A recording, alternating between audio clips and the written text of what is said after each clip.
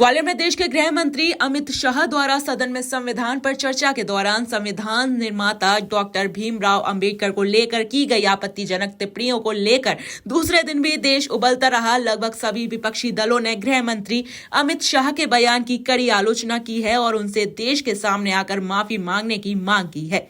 इसी क्रम में ग्वालियर में गुरुवार शाम को फूलबाग चौराहे पर आम आदमी पार्टी के कार्यकर्ताओं ने गृह मंत्री अमित शाह का न सिर्फ पुतला जलाया बल्कि आम आदमी पार्टी के कार्यकर्ताओं प्रधानमंत्री नरेंद्र मोदी और गृह मंत्री अमित शाह के खिलाफ मुर्दाबाद के नारे भी लगाए।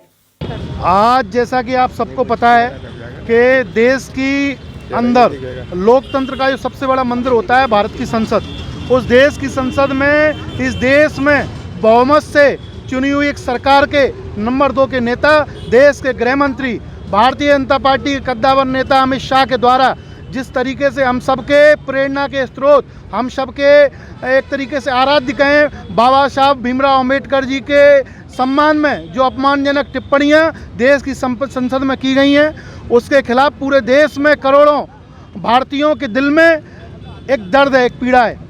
उस पीड़ा के खिलाफ पूरे देश में गुस्सा फैला हुआ है और पूरे देश में आम आदमी पार्टी जगह जगह बाबा साहब की मूर्ति के नीचे प्रदर्शन कर रही है और अमित शाह से माफ़ी की मांग कर रही है, जिसमें कल आप सब ने देखा कि हमारे राष्ट्रीय संयोजक अरविंद केजरीवाल जी ने दिल्ली के अंदर भारतीय बीजेपी का राष्ट्रीय मुख्यालय को घेराव कर बड़ा प्रदर्शन किया है। आज हम सब लोग बाबा साहब के चरणों में इकट्ठे हुए हैं और बाबा साहब के चरणों में बैठ के हम ये कहना चाहते हैं कि इस देश में मध्य प्रदेश में भारतीय जनता पार्टी की सरकार है। करोड़ों लोग बाबा साहब को मानते हैं। यहाँ कई भारतीय जनता पार्टी के जनप्रतिनिधि हैं जिनने जो बाबा साहब के मानने वाले लोगों ने उनको वोट दिया है। मैं उन सब से कहना चाहता हूँ कि देखो, आपके वोट से चुनी हुई सरकार किस तरह का घृणित काम कर रही है।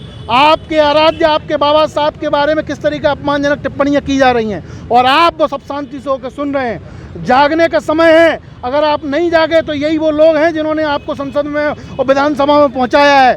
और अगर बाबा साहब के लिए आप ऐसा अपमानजनक टिप्पणियों पर माफ़ी नहीं मांगने पे बस करेंगे तो निश्चित रूप से आप सबसे सवाल यहाँ के लोग बाबा साहब के अनुयायी पूछेंगे। किस तरीके का प्रदर्शन रहेगा अभी क्या? आज का प्रदर्शन हमारा बाबा साहब के जो अपमानजनक जो टिप्पणी की गई है उसमें माफ़ी मांगने के लिए किया गया है। आज हम गृह मंत्री जी का पुतला भी यहाँ फूकेंगे और पूरे देश में हम ये मांग करते हैं कि जल्द से जल्द माफ़ी मांगी जाए। अगर ये माफ़ी नहीं मांगी जाए तो निश्चित रूप से जो संसद में गद्दी पे बैठे हैं ये सब देश के लोग उनको गद्दी से उतारने के लिए तैयार हैं।